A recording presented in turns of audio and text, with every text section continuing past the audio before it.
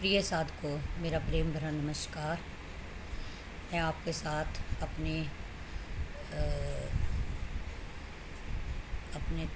Experiences share कर रही हूँ। आज भी एक बहुत सुंदर एक्सपीरियंस मैं आपके साथ शेयर करने जा रही हूँ। भगवान राम जी, माता सीता जी और लक्ष्मण जी का है। और बहुत सुंदर दर्शन उनके मैंने किए हैं। मतलब इतना सुंदर दर्शन शायद ही कोई कर पाए या कोई अपनी दिव्य चक्षुओं से कर पाए जो मैंने साक्षात इन दो आँखों से किए हैं। उन दिनों मैं रामायण पढ़ा करती थी। रामायण की मैं बहुत ही शौकीन थी। जहाँ कहीं भी रामायण का पाठ होता तो मैं पढ़ने चली जाती थी। तो फिर एक दिन मेरे मन में आया कि मैं घर में रामायण का पाठ ही रख लेती हूँ। तो मैं पढ़ती थी उन दिनों, तो ध्यान भी करती थी साथ में। तो ध्यान में मैंने एक दिन मैं ध्यान कर रही थी और ध्यान में बड़े ही सुंदर मुझे जो मेरी अवस्था है कि भाई शुरू में ध्यान करना है तीसरे नेत्र पे, फिर तीसरा नेत्र एकदम ऐसे खुलता है जैसे कोई टीवी की स्क्रीन को खोल देता है। एक बटन ऑन करो और टीवी में करंट आ जाता है। सिमिलरली ऐसे ही हमारा आज्ञा चक्र खुल जाता है। और मैं क्या देख रही हूँ कि भगवान राम पीला पीताम्बर पहने हुए और धनुष धारण किए हुए, और लक्ष्मण जी भी, और सीता माता जी के इतने विराट रूप के दर्शन। मतलब ज़मीन पर उनके चरण थे और आसमान पर उनका मुकुट टच कर रहा था। इतने बड़े राम जी के, माता सीता के और लक्ष्मण जी के दर्शन मैंने किए। और मैं शायद ही आपको मतलब मैं आपको एक्सप्लेन नहीं कर सकती कि इतने खूबसूरत दर्शन, और जिससे आँखें प्रसन्न हो गई, मन प्रसन्न हो गया। और मैं ना कितनी देर तक देखती ही रही उसी रूप को। मतलब ध्यान से मैं देख रही हूँ, अपनी तीसरे नेत्र में देख रही हूँ कि उनके मुझे दर्शन हो रहे हैं और श्री राम जी मंद मंद मुस्करा रहे हैं। और मैं उनके चरणों को मैंने छू लिया, आशीर्वाद लिया, और सीता माता का भी लिया। और मैं देख रही हूँ कि कितने सुंदर हैं, कितने सुकुमार, कितने मतलब इतने सुकोमल, बहुत खूबसूरत।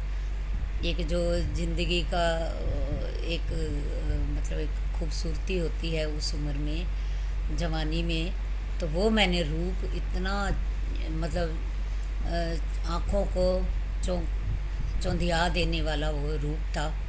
इतना खूबसूरत रूप मेरी आँखों में आज भी वो, जब मैं कभी याद करती हूँ तो मुझे वो याद आ जाता है कि कितना खूबसूरत रूप के मैंने दर्शन किए श्री राम जी के, लक्ष्मण जी के और सीता माता के।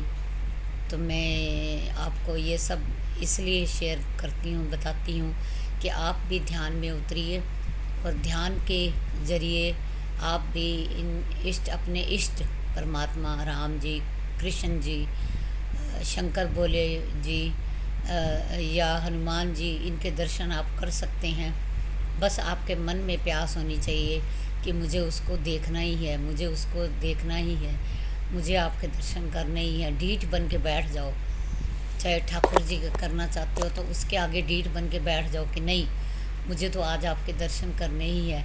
आप कब तक नहीं आओगे? मैं, आपकी आँखें मेरी आपको देखती ही रहेंगी और मैं आँख भी नहीं खोलूँगी जब तक मुझे आपके दर्शन नहीं होंगे। एक इंसान की क्या इच्छा होती है कि अपने इष्ट देव के दर्शन करना सबसे बड़ी अभिलाषा होती है, सबसे बड़ी इच्छा होती है। जो अगर परमात्मा पूरी कर दे वो इच्छा, तो बस फिर कहने ही क्या। तो ये ध्यान के अनुभव मैं आपके साथ और भी शेयर करती रहूँगी। छोटे छोटे याद आते जाते हैं तो मैं डालती जाती हूँ। और ध्यान कोई मामूली चीज़ नहीं है, या ध्यान कोई दुकान पर बिकने वाली वस्तु नहीं है जो आप फटाफट पैसे दे के ले आओगे। और जो इस भक्ति के मार्ग पर भी चलते हैं या ज्ञान मार्ग पे चलते हैं, मैं तो दोनों मार्गों में चली हूँ। मैंने भक्ति में भी भगवान कृष्ण को इस हथेली पर नचाया हुआ है उसके प्रेम को, उसकी खूबसूरती को, उसके सब कुछ, उसके अविरल यानी कि रूप लावण्य को मैंने देखा है अपनी इस हथेली पे, और मैं कह सकती हूँ कि परमात्मा तुमसे एक तिल भर भी दूर नहीं है, तुम्हारे अंदर ही बैठा है। जैसे दूध में मिश्री घुली हुई है और तुम्हें अलग दिखाई नहीं देती, ऐसे ही हमारे इस शरीर के अंदर परमात्मा का निवास उस चीनी की तरह है। जिस तरह से दूध में चीनी है, उसी तरह से हमारे शरीर में परमात्मा का निवास है, हमसे ज़रा भी दूर नहीं है। ये सिर्फ हमारी बुद्धि का भ्रम है कि हम मंदिरों में भागकर उसको ढूंढ रहे हैं, हम यहाँ से दूर जाकर किसी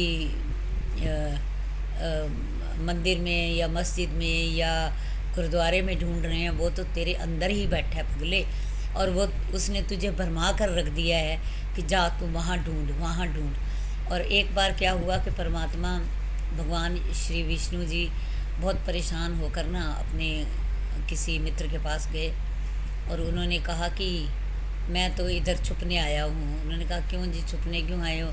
कहते हैं मैं क्या करूँ, मैं जो है ना भक्त मुझे ढूंढते हुए आकर लोगों ने मुझे परेशान कर दिया है। आज मेरी ये समस्या है, आज मेरी ये समस्या है, आज मेरी ये इच्छा है, आज मेरी ये इच्छा है, तो मेरी ये पूरी कर दो। वो तो अपनी वस्तुएं मांगने आते हैं, पर वास्तव में प्रेम जो है वो कोई नहीं करता। वो कोई प्रेम से अगर मेरे पास आए तो मैं उसके सारे दुख दूर कर दूं। पर लोग तो अपनी इच्छाओं के पूर्ति के लिए आते हैं। तो उनके मित्र ने कहा ऐसा है प्रभु, आप ना ऐसे कीजिए, मंदिर बनाइए और मंदिर में अपना स्वरूप छोड़ दीजिए, और आप जो है ना उसी के दिल के अंदर बैठ जाइए, विराजमान हो जाइए, तो अपने आप ढूंढते रहेंगे। तो 100 लोग आएंगे आपके मंदिर में ढूंढने, तो किसी एक को आपके अंदर का भी पता चलेगा कि आप उसके अंदर में बैठे हो। तो भगवान को भी ये वाली बात बहुत अच्छी लगी, और उन्होंने कहा ये तो बहुत अच्छा मित्र, आपने मुझे ये बहुत अच्छा तरीका बताया। और भगवान उस इंसान के अंदर तब से उसके हृदय कमल में विराजमान है, और मंदिर में खाली अपना स्वरूप छोड़ा हुआ है उन्होंने, ताकि लोग आते रहें, अपनी बुद्धि भरमाते रहें और तुझे और अपनी इच्छाओं की जो भी पूर्ति करनी है वहीं करते रहें। मैं तो उसके हृदय कमल में बैठा हूँ। कोई अगर आएगा जिज्ञासु मेरे पास, कोई एक आएगा, 100 में से कोई एक आएगा, तो वो तो मेरा अपना ही हो जाएगा। उसको मैंने क्या देना, मैं उसका ही हो जाऊँगा। तो इसलिए बोलिए बांके बिहारी लाल की जय।